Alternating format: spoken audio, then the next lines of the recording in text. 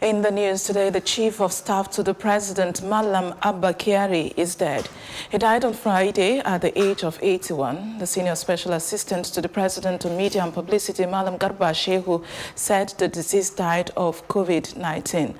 Announcing Mr. Kyari's death via his verified Twitter handle, Garba Shehu wrote, and I quote, "The presidency regrets to announce the passage of the Chief of Staff to the President, Malam Abba Kyari. The deceased had tested positive to the ravaging COVID-19 and had been receiving treatment, but he died on Friday, April 17, 2020, end of quote." Shehu said funeral arrangements for the deceased would be announced soon. The special advisor to the President on Media and Publicity, Femi Adesina, also wrote via his verified Twitter handle, and I quote again, "Chief of Staff to the President, Malam Abba Kyari, passes on. May God rest his soul. Amen. Funeral arrangements to be announced soon." End of quote. Kyari had tested positive for the coronavirus in March after a trip to Germany and Egypt.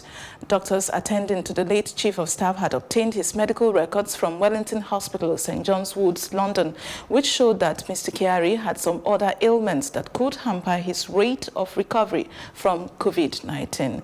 The Wellington Hospital, which is located in North London, is the largest independent hospital in the United Kingdom.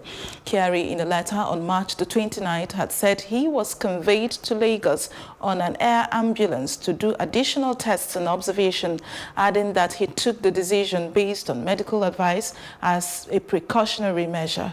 He further stated that he had made his personal care arrangements to avoid further burdening the public health system, which is currently facing so much pressure. However, the Minister of Health, Dr. Osage Hanire, refused to disclose where Kyari was receiving treatment. The Commissioner for Health in Lagos State, Professor Akin Abayomi, later said he did not know Kyari's location, thereby sparking reports that the President's aide was not in any isolation center in Lagos. Responding to a question during a recent presidential task force briefing in Abuja, the Health Minister said Kyari's location was not important, adding that the President's Chief of Staff had a right to privacy. Reacting to the news, the National Chairman of the People's Democratic Party, Prince Uche Secondus, describing the death as shocking. He said he had prayed for the recovery of the late Chief of Staff, adding that he was shocked to hear about his death. He said, and I quote, "This is shocking. I am sad to hear this bad news. Why now? I wish to console with the President, the members of his cabinet, the family members of Kyari, and all his associates." The death is a reminder to all of us that whatever we are today, it is by the grace of God. He is the one that owns us and the one that can call us home at any time. Once more, I pray for the repose of the soul of the distinguished Nigerian. End of quote. We now move to Abuja, where our correspondent Amadine Uyi gives us a short report on the life and times of Abba Kyari. Undoubtedly the most powerful of all presidential aides, the late Abba Kyari was a man to reckon with. Shrewd, calculative, serious-minded, but with an amiable smile. Many who had come across the most powerful chief of staff to the president since the advent of the Fourth Republic will admit he was not one to be taken for granted.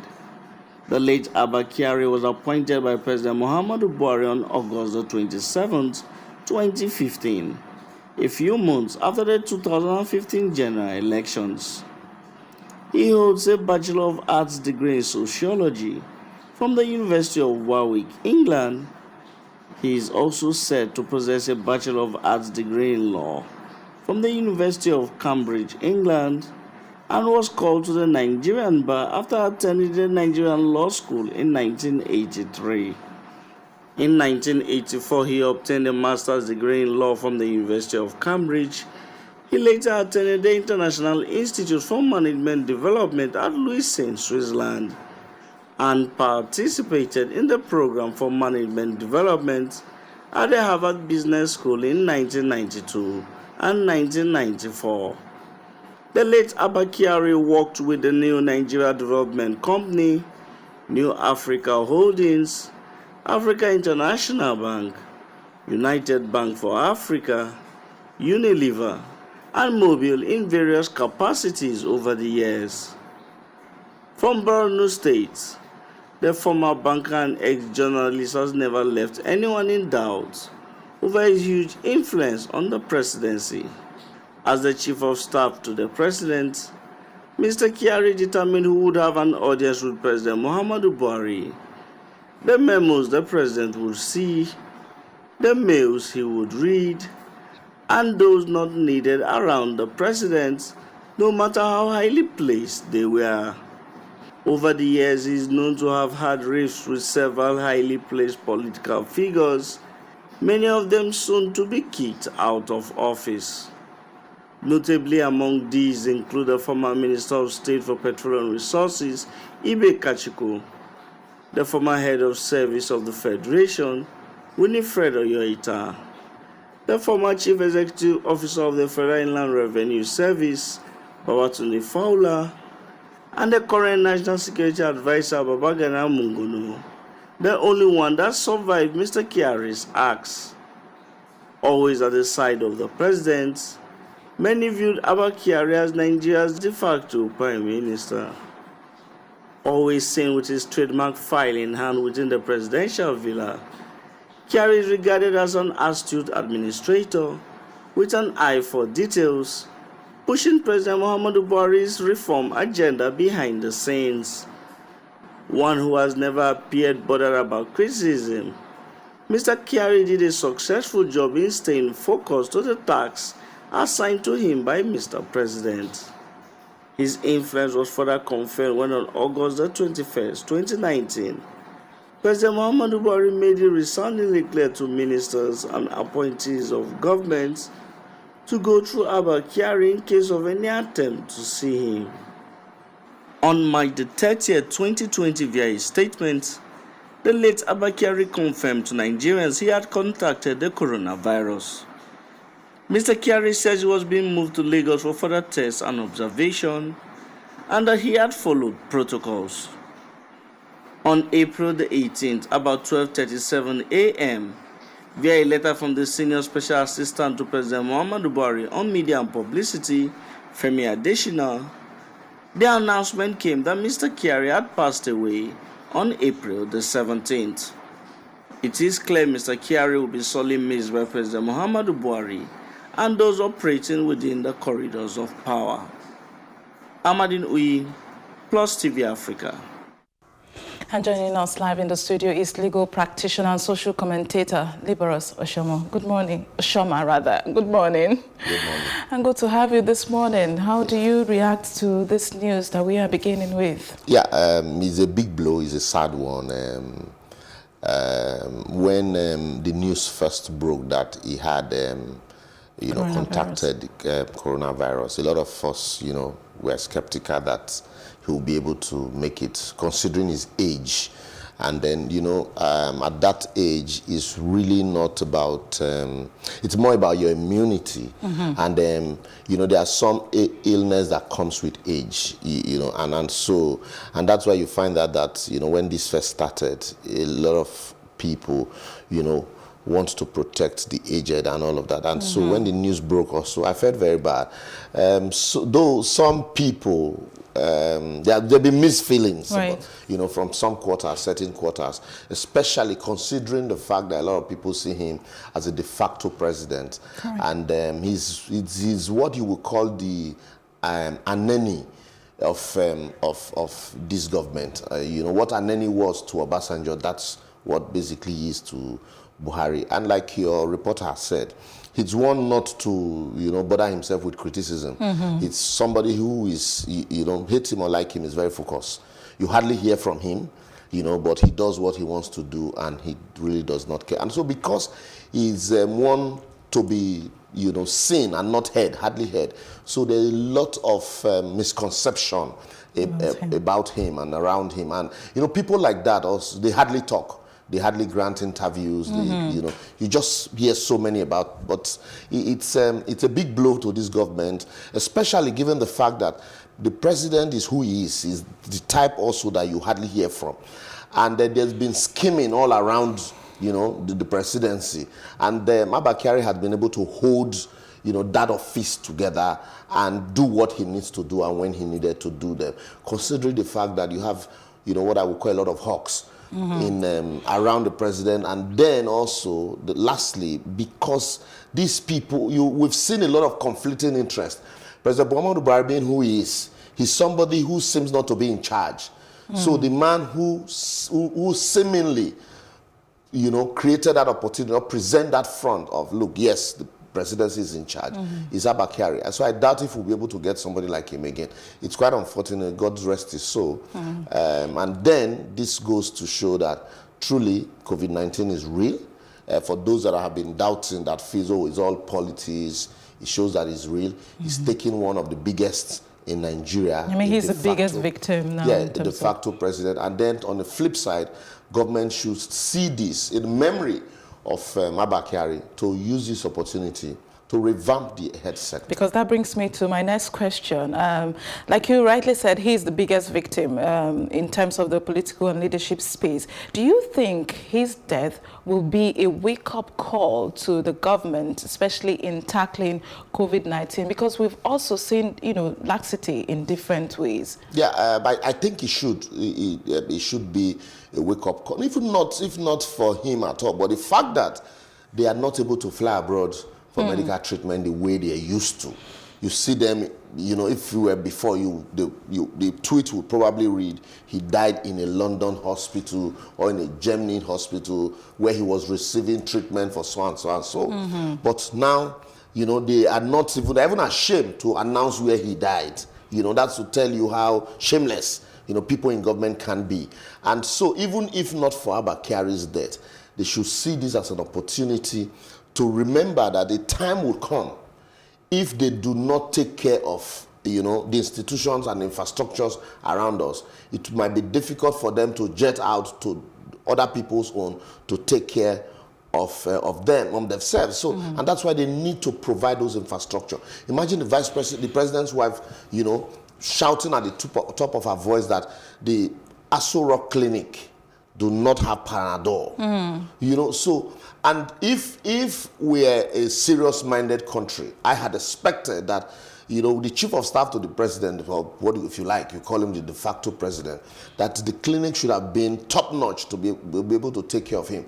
But you saw how there were speculations. Some people said they flew him to Cuba. Some said he was in Lagos. And, so it's shameful that we couldn't even come out to say this is the hospital where he's receiving treatment because of lack of infrastructure to handle the matter. And so, warnings for other people who have aged parents, and the fact that if the de facto president of the country cannot take care of him, then you better keep yours very safe and very far away from COVID-19. We're going to talk about the culture of secrecy in our leadership. But before we get there, now, are we likely going to see some more lockdown in states?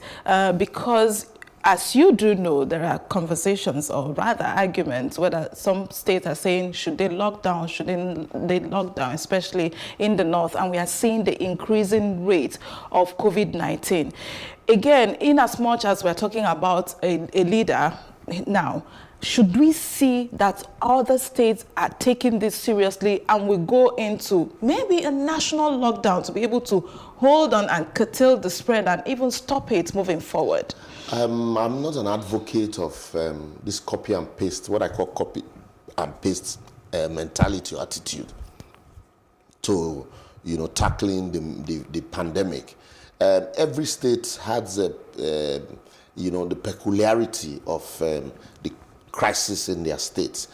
Lagos State, for example, before the national lockdown, had a partial lockdown. And then, take a state like Akwa Ibom, for example. You had about 5 or 6 cases there. That's right. And as at day before yesterday, all of them had been discharged. Tested negative twice. Yes. And so for a state like that, you can't also say because other states are locked down, so you need to lock them down also. But how about interstates? You can protect, that's why you can protect your borders and have a quarantine method, for people who are coming in, and then you restrict movement around those borders, but you allow, work to go on within your state. If we had taken those steps timeously, earlier, and to lock our borders, like Tanzania had done. Tanzania didn't lock their border, but they have a system, a 14 days compulsory quarantine for those coming in. But the government had said there's no space for them to quarantine everybody coming in. But then, if we had taken those preemptive steps around our border early enough, we probably would have still been walking around now, and be able to keep COVID-19 out. And so let's allow the governors treat states, according to the peculiarity of the crisis in their state, and not this approach of once the president announced, lockdown of Abuja, Lagos, and Ogun, and then everybody just follows suit because you want to please the government at the center. But do you think we are taking this whole COVID-19 case seriously? We are not, actually. We seems to be just, copying. Because another thing we are not doing also is the fact that we just sit down there, we're waiting and hoping that the vaccine will come from somewhere abroad. And then all of us can answer, oh yes, shout uhuru, oh yes, there is a vaccine. What are we doing in terms of, is it forbidden that the vaccine should come from Africa or from Nigeria?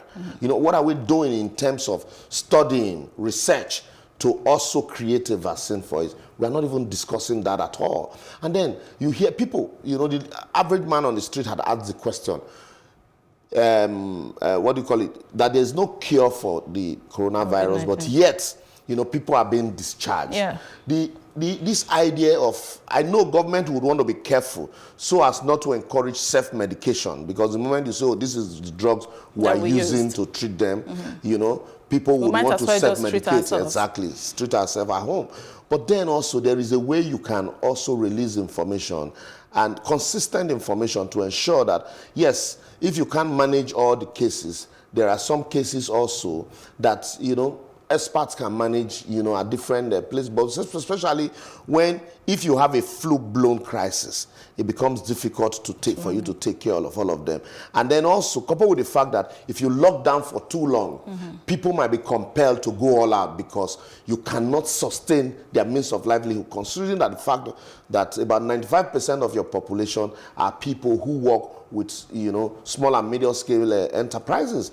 And then also, when there is no work, salaries won't be paid. And when salaries are not paid, the multiplying effect, will force people out of their houses. So when you do all of this, there's need for you to learn how to manage information that you give to them, release them and ensure that education is consistent, while also looking at your possibility of finding a lasting solution to it. Now, talking about managing information, and of course, again, with the death of Abba Kyari, many people have said that in this country, there's a lot of culture of secrecy going on. Did you think that our government is transparent enough, especially, yes, regarding COVID-19 leaders? Are we seeing a lot of transparency? Is it a time to be unhealthily secret, for lack of a better word? Yeah, because when you have failed the people, it is common for you to not say anything to them because there's nothing to say to them. And so you now want to hide under the fact that, oh yes, government activities, these are secret issues. We don't want to unnecessarily release information. We don't want to raise alarm. We don't want to panic the people. So both those things that should be transparent are all kept under the table. Compare the case of Abba Kyari with that of the Prime Minister of the UK. Right. The moment the Prime Minister went, into ICU, everybody knew that the Prime Minister was in ICU. The day he was discharged, you saw the rousing ovation and welcome, the pictures, videos, and this transparency. You can't hide all of this. It also shows, it helped the people to boost their confidence in the system. It shows that, look, the things can be done. If the Prime Minister would go through this, there is no fear. It means that even you can go into ICU and still come out. It's a way of boosting confidence. You remember also the fear of coronavirus and the stigmatization, reduced the moment, some of those patients at the disease center, the infectious disease center, released the video of what was going on there. It helps also build confidence in the people that it's not a death sentence. But for government, now nobody even knows the hospital where he died, where he was receiving treatment, whether I was at home, whether I was in Cuba, whether I was in Lagos. Facility. all of that is in secret. And so, when there is absence of information, it gives room for rumors. And when rumors start to thrive, even intellectuals are turned to conveyor belt. And so that's the way we run government here. And it's very, very, very bad. And it doesn't help in building confidence in the people, because rumor will take the place of information. And anybody, you now begin to wonder, which one do you believe?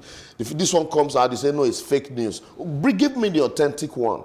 There is no information anywhere. It's the same way we run government. I once read an article of a research student from the UK who is a Nigerian. He came to Nigeria for a research. He had sent his questionnaires to government offices beforehand. The same thing he did with government in Ghana. He said while he immediately got to the minister's office in Ghana, they were already waiting for him. He got to Nigeria, he spent 3 days, he couldn't talk to anybody, because everybody keep buck passing. And that's the way we run government here, and it's very bad. And we're also seeing it now with the death of the chief of staff to the president. We're even lucky that, we were even informed immediately it happened. Or like some situations where you won't hear, then rumors will set in. Remember Kemi Olunloyo had once said that one big person at the villa had died. Some persons also, but some mischievous Nigerians might even say that, oh, the man had died before now, that, they are just releasing information in the absence of information. Yeah, I mean, because we are not purveyors of fake news here at Plus TV Africa, we will stick to I'm saying the that, information we have. Yeah, I agree with you. What I'm saying is that, yes, we are happy that the information came out, because I believe the man just died. I wouldn't have believed that of Kemi Olunloyo. But I'm saying that in the absence of information, we give room to news like that, we give room to news like that, and then some people definitely will believe, what do you call it, mischievous people would, go to town with, because of the absence of trust. Information breeds trust. Right. Okay, let's talk about the gaps that, COVID-19 has shown in our leadership system. While Abba Kyari tested positive, we heard the speculation of being moved to Lagos, and at some point he said, well, he wants to go into a private facility because he doesn't want to burden the government. We know the amount of money that has been budgeted into the health sector.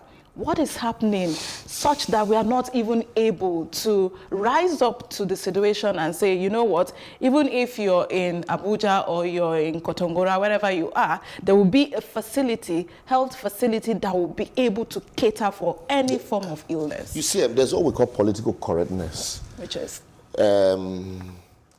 Wanting to go into a private facility is political correctness. If the public facilities were up to date, were top-notch, there was no need for the de facto president to say that, he wants to go, the late Abba Kyari to say he wants to go into a private facility because he doesn't want to bother the government. What actually happens is, I don't have faith in the public health institution, so I would rather want a situation where I would, be managed in a private facility, by, private people who I trust, who I can relate with. And to add to that, the Secretary to the Government of the Federation also now said that he didn't know that the state of our healthcare system was this bad. And so that shows that even the late Abba Kyari does not have faith in the healthcare system. And if those who are saddled with the responsibility of managing this system, to manage the government, does not have faith in the institutions of government, is it you and I that do not even have anything? What it means is that what we have is a situation where, okay, if you say you do not have faith in the system, you're going to raise alarm. You're going to create sentiment. So just say, I don't want to bother the government. Whether you bother the government or not, even if you're in a private institution, the government being, a top-ranking officer, the government will ensure that everybody attending to you is top-notch. You're properly taken care of, because it's almost as if the president is in that situation. So that's what has happened. And so that also brings me to the fact that public institutions, I took time to compare photographs of our national hospitals with the National Office of the EFCC, the ICPC, and you will cry. So we build these massive structures for, institutions, anti-corruption institutions. We build massive structures for national hotels, but we forget and neglect that, health is wealth. And because we always have opportunity to fly abroad, even our president is so shameful that our presidents will, dash abroad for even the smallest of ailments. But we are happy and lucky that it is not Mr. President. Do you know the crisis would have been now if that had happened? Because we know what happened with Umaru Yar'Adua, how we couldn't treat our president here. One would have expected that would sound or, be a learning curve for any other incoming president. Goodluck Jonathan came and didn't do anything about the health sector. President Buhari came, and even though he also had his own health crisis, because he could go abroad, he didn't also neglect, even when his wife was shouting. Now, that same crisis has taken one of his. One would have expected that it would sound as a lesson. When all of this is over, I tell you, they will not care because we've seen part 1. So part B will not be different from part 1, part A. So I would expect, I'm not looking at this crop of leaders for any hope at all. So let this, but that won't stop us from still advising that let this be an opportunity to change orientation in government and the way we run government. Because if the facilities were available, the public institutions would have been better managed than even a private one. I remember growing up, if you attend, private schools, private primary schools or secondary schools, nobody reckons with you because the public schools were top-notch. The public hospitals were top-notch. Right. But when we started destroying the public ones, private ones, sprang up, and there was opportunity for better private hospitals. That's why they would rather, since they can't go abroad, they would rather, look towards the private hospitals. I think that's why he made that statement. But let them also remember, including some of them who are in public hospitals and using public funds to further their own private hospitals. Let them also remember that in times of war and crisis, crisis does not know wealth, it does not know rich, it does not know poor, it does not know age. Once it comes, anybody can be affected, including you and I. So when given such opportunity, irrespective of our position, let us, stand out and ask ourselves, what would we want to be remembered for? If at the end of the day there is a crisis, there's a pandemic, will I be confident enough to go to that health institution that I am managing? Will I be confident enough to send my children to schools in the secondary school that I'm superintending? A situation you have a commissioner for education who does not have faith in the education system in the state. That's basically what has just happened now. All right, before I let you go, what lessons do you think that this is bringing to us as a people, especially in the face of the crisis of COVID-19? Because we are not done with COVID-19 as far as we have not even started. Right, so what lessons are there for us, even as an ordinary Nigerian or the person who's in leadership? Twofold. I will look at it first and foremost, like from our private life, and then look at it from the political life. Because as I speak now, people will already be jostling for Abba Kyari's position. I can tell you that for sure. The man had not even been laid to rest. People will be jostling for his position. People will be fighting. People will be making calls. Because there's a political vacancy. There's a political vacancy.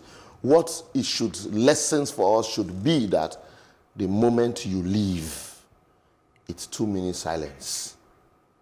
The moment, and your position, others will take. So your health is very, very important. Your environment is very important. When government also should understand, whether you're a governor today, whether you're a president, you should also understand that, health is no respecter of persons. It's no respecter of person.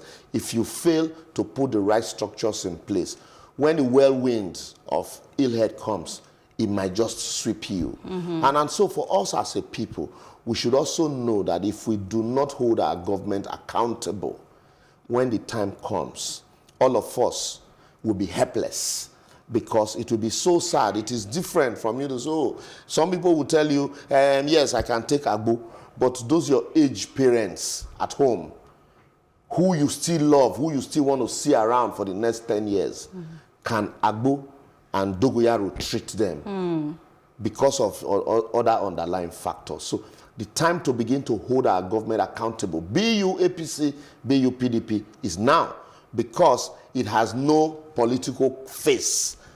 Because if you begin to create excuses for government, and when the crisis comes, the crisis will not hold on to those excuses. Right. It might just sweep one of yours, and that time might be too late.